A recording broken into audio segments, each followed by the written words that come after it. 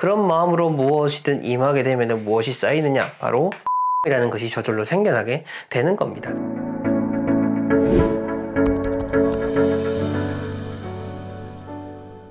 네, 건국대학교에서 아파트 풍수론을 강의하고 있는 천동입니다. 네, 오늘은 여러분들 자녀가 있는 분들을 위해서 준비한 콘텐츠입니다. 그리고 여러분들 자녀가 없다고 해도 여러분들 스스로의 성공을 위해서 꼭 아셔야 될 이 세 가지에 대한 것을 말씀드리려고 합니다. 엄청나게 어려운 것도 아니고요. 왜 그런 말 있지 않습니까? 맹모 삼천지교라고 해서 맹자의 어머니께서 이 맹자가 성공할 수 있도록 3번 옮겨 다니면서 이사를 했다. 그런데 여러분들 3번까지 이사할 필요도 없습니다. 그냥 제가 말씀드린 것만 잘 이해하시고 여러분들의 삶 혹은 자녀의 삶을 위해서 이 이야기를 들려주신다면 분명 훨씬 더 빠르고 편안하게 살아가고 성공할 수가 있게 될 겁니다. 자, 본격적인 내용 들어가기 이전에 이제 25년 1학기 건대 아파트 풍수론 2기 강의 접수가 곧 마무리가 됩니다. 전국 각지에 계신 수강생분들께서도 지금 신청을 해주고 계신데요. 얼마 남지 않았으니 여러분들 풍족한 삶을 위해서 강의 한번 고려해 보시면 좋겠습니다. 자, 오늘 첫 번째는요, 바로 보여지는 것에서부터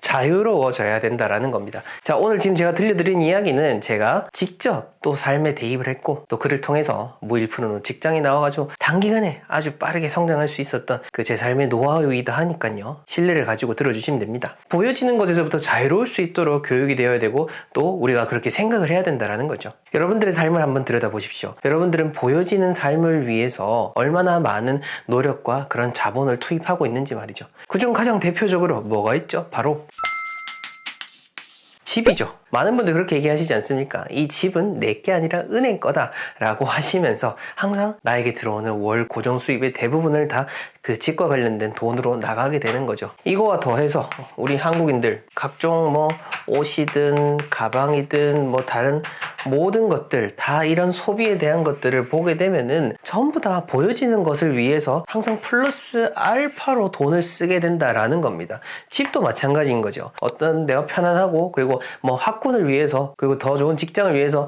나아가는 부분도 있겠지만은 사실 그것보다는 어디에 사느냐 때문에 더 많은 돈을 과잉해서 쓰게 되는 측면도 분명히 있다라는 겁니다. 제가 얼마 전에도 영화를 한 편 보게 됐는데 24년도에 나온 영화인데요. 그 영화 안에서 보게 되면은 50대 여성의 이제 세계적으로 그런 성공한 작가의 모습을 그리면서 작가가 타는 차는 그 아우디 소형 SUV였고요. 입고 있는 옷은 여러분들 잘 알고 계시는 그 명품 패딩 있죠. 그 몽클레르를 위에 입고 있었고 또 가방으로는 그 구찌 진 가방을 들고 있었습니다. 물론 그 영화상에서 그 협찬일 수도 있겠지만은 부유한 모습을 그리기 위해서 사용했던 그 차나 옷이나 가방이라고 하는 거 그런 전 세계적으로 유명한 작가임에도 그렇게 입는데 근데 우리 주변에 돌아보게 되면은 그 정도 하고 다니는 분들 상당히 많습니다. 자, 그렇게 보자면은 실상 우리나라 특히 대한민국 사람들은 그런 보여지는 외적인 소비가 너무 많기 때문에 이런 보여지는 돈들 벌기 위해서 더 많이 노력을 해야 되는 거고요. 또 끊임없이 보여지는 것 때문에 계속해서 나를 비교하게 되니까 행복해지지도 않고 돈은 돈대로 다 나가고 결국 인생 전체를 봤을 때는 가성비가 떨어지는 삶을 살게 된다라는 측면인 거죠. 저 역시나 좋은 동네가 어딘지 다 알고 있고 좋은 옷, 좋은 가방, 좋은 차 뭔지 다 알고 있습니다. 또 그걸 갖고 싶은 마음도 있고요. 하지만 이제 그 갖고 싶은 마음이라고 하는 것을 너무 지나치게 타인을 의식해서 나의 수준보다 과하게 소비를 하거나 12개월 할부를 끊어가지고 샤넬백을 사거나 성능이고 뭐고 상관없이 오로지 그냥 벤츠여야 돼, BMW여야 돼 하는 마음으로 그렇게 차를 사거나 하게 된다면 참 여러모로 피곤해지고 결국은 이게 나를 진정으로 그 행복해지게 만들 수 없다라는 것 우리가 그 점을 잘 기억하고 또 자녀분들에게도 이런 보여지는 것이 아니라 진정한 네 행복이 뭔지 진짜 이걸 샀을 때 네가 행복한지 그리고 이 돈을 아끼고 다른 걸 했을 때 더 행복해질 수 있는 건 없는지에 대한 부분들을 알려줘야 된다는 거죠. 뭐 물론 그렇습니다. 이 자녀를 갖고 있는 그런 부모의 마음으로 봤을 때는 우리 자녀 무한히 또 좋은 거 해주고 싶고 무한히 좋은 곳에 살게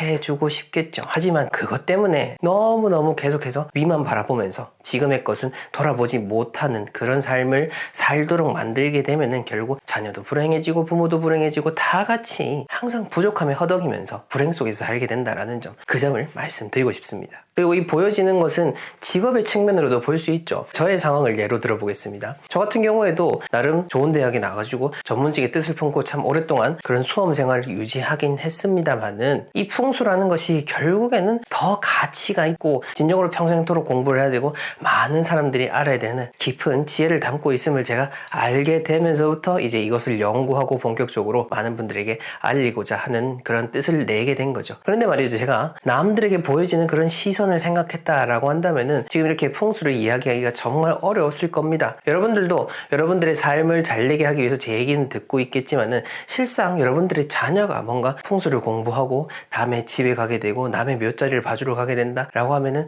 그다지 좋아하지 않으실 겁니다. 저도 그렇게 보여지는 것만 생각을 한다면은 당연히 멋있게 입고 강의만 하고 다니면은 좋겠죠. 하지만 그것이 문제가 아니라 진정으로 다른 사람을 위해서 다른 사람의 그런 부족한 공간 그리고 다른 가문을 살리기 위해서 그 조상님들이 묻혀 계신 묘지, 화장터 그런 공간들도 다 편견 없이 다 다니고 그렇게 하다 보니 이것이 또 복이 되고 또 저의 또 새로운 영역이 되어서 많은 분들이 인정을 해주고 계시는 거죠. 그리고 이 풍수라고 하는 거 옛날에는 질이라고 했죠. 그리고 조선시대의 그 분류 체계를 보자면은 잡과 안에 있는 음양과에 배속이 되었고요. 그 음양과랑 거의 같은 지위에 있었던 것이 의과 그리고 율과라고 해서 지금의 그런 의사들, 판검사들 이렇게 다 같은 급이었습니다. 어찌 보면 이 직업이라는 것도 참 시류에 따라서 그 가치가 오르락내리락 하는 건데 각각 다 의미가 있는 일인 거고 그 어떤 일이든 그 본인이 어떤 마음으로 임하느냐에 따라서 달라지는 것이니까요. 설령 법관이라고 해도 오로지 돈을 벌기 위한 마음으로서만 살아간다면은 그게 무슨 법관으로서의 의미가 있고 그런 삶이 무슨 도움이 되겠습니까? 여러분들이 그 점을 잘 생각하셔가지고 남은 삶이라든지 혹은 자녀분들의 삶에 대해서 그런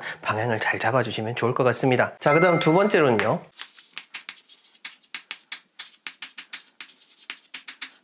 바로 나 혼자서는 잘 될 수가 없다라는 점을 우리가 교육을 시켜야 되고 우리의 삶에도 투영을 해야 된다라는 겁니다. 제가 풍수를 통해서 매일 의미 있는 키워드로서 들려드리는 것이 바로 교감, 소통이라고 하는 것입니다. 이게 왜 그러냐? 교감이 되고 소통이 되어야 또 다른 공간의 그런 기운들하고도 잘 순환이 되게 되고 모든 것이 순리대로 흘러갈 수가 있게 되는 건데 나 하나만 존재하는 그런 의미로서의 삶을 살아가게 된다면은 주변의 도움을 전혀 받을 수가 없게 되는 거죠. 내가 잘났다라고 말할 수 있는 이유는요. 다른 사람들이 또 있기 때문에 그렇게 내가 잘났다라고 그런 상대적인 평가를 할 수가 있는 거고 그 어떤 일을 하든 간에 절대자가 아닌 이상은 모든 것에 있어서 다른 사람의 손길이 없었으면은 내가 살아갈 수가 없었다라는 겁니다. 이렇게 했을 때 나 혼자 잘 될 수 있는 것이 아니라 타인도 있는 것이고 그런 마음으로 무엇이든 임하게 되면 무엇이 쌓이느냐? 바로 인복이라는 것이 저절로 생겨나게 되는 겁니다. 운이라고 하는 것 그리고 다 이게 복이라고 하는 거죠. 그리고 이런 것들은 기본적으로 마음가짐에서부터 비롯이 되는 건데 근데 요즘 보게 되면은 어린 학생들에게 있어서 지극히 개인적이고 지극히 이기적으로 흘러가고 있다라는 것을 알 수가 있는데 그게 참 안타깝죠. 우리 자녀가 손해보는 것 같더라도 뭔가 함께 아우르면서 갈 수 있는 그런 가치를 지니고 그런 여유를 지닌 삶을 살 수 있게 되면은 궁극적으로는 더 높은 차원의 삶을 살 수가 있게 되는 겁니다. 그러니까 나 혼자서 잘 될 수 있는 것은 절대 없다라는 점을 생각을 하면서 살아갈 수 있도록 해야 되는 것이고요. 그 다음 세 번째로는 고민하는 시간을 줘야 되는 겁니다. 자, 중고등학생이 한번 예를 들어볼까요? 중고등학생의 경우 수학 어려운 문제를 접하게 됩니다. 이 수학 어려운 문제를 이제 어떻게 하면 풀 수 있을까 고민을 하죠. 근데 아마 대부분의 학생들 고민 조금 해보다가 안 되면은 답지를 돌아보게 되고 그렇게 흘려버리게 될 겁니다. 그날 공부해야 되는 양이라든지 여러 가지가 있다 보니까 오래 시간을 투입하지 못하는 것 때문인데 근데 궁극적으로 지금 우리가 수능 체제이지 않습니까? 이 수능 체제라고 하는 것은 사고력에 대한 부분입니다. 이 사고력이 길러져야 문제를 더 많이 풀어내고 더 어려운 문제도 풀어낼 수가 있게 되는 거죠. 그냥 단순히 반복해서 하게 되면은 그 성장 속도가 극히 더디다라는 겁니다. 오히려 여러분들의 자녀가 문제 해결력을 기를 수 있도록 충분한 시간을 확보해 주시고 압박을 하지 않는다라면은 분명 1, 2년 내에 정말 괄목할 만한 그런 성적의 향상을 볼 수가 있을 겁니다. 문제 해결력을 스스로 기르게 되는 것은 내 삶에 있어서도 여러 가지 문제에 있어서 어떻게 하면 내가 주체적으로 뭔가 해결할 수 있는지 그리고 뭐가 더 나은 방향인지를 알 수가 있기 때문에 충분히 생각할 수 있는 시간을 확보해 줘야 된다. 그리고 우리의 삶에서도 그런 사색의 시간을 가져야 된다라는 점입니다. 제가 예전에 잠깐 그 대학교에 그 교직원으로 근무했었었는데 요즘도 이제 그렇게 들려오는 얘기를 듣다 보면은 정말 가관입니다. 사실 어찌 보면은 부모님들의 잘못이기도 한데요. 장성한 자녀가 대학에 갔으면은 모든 걸 다 이제는 스스로 해야 되는 겁니다. 근데 여러 가지 학교 그런 교육 제도에 대해서 부모님께서 전화를 주시고 대신 해결을 하려고 하고 거기에 대해서 뭔가 막히는 게 있으면 직원들에게 화풀이를 하곤 합니다. 뭐 우리 집 자녀 그렇지 않아. 내가 뭐 그런 부모겠어 라고 생각하시지 마시고요. 다 이게 우리의 일이고 우리의 문제일 수가 있는 겁니다. 그 점을 잘 생각하셔가지고 오늘 제가 말씀드린 이 세 가지 가치를 통해서 분명 더 잘 살아갈 수 있다라는 점 제가 강조드리고 싶고, 저 역시나 이 세 가지 계속해서 제 삶에 도입하면서 빠르게 성장을 이뤄나가고 있다라는 점을 말씀을 드리니까요. 상황이 힘든데 억지로 이사 가려고 하지 마시고 일단 여러분들이 있는 자리에서 주변을 깨끗하게 정리하는 그런 풍수의 마음가짐처럼 일단 지금의 상황에서 우리가 더 잘 낼 수 있는 방법이 뭔지 생각을 하고 고민을 해보셨으면 합니다. 분명 여러분들 제가 말씀드린 거 다 잘 이해하실 수 있는 그런 지혜로운 분들일 겁니다. 저는 다음 시간에 더 의미 있는 이야기로 찾아뵙겠습니다. 감사합니다.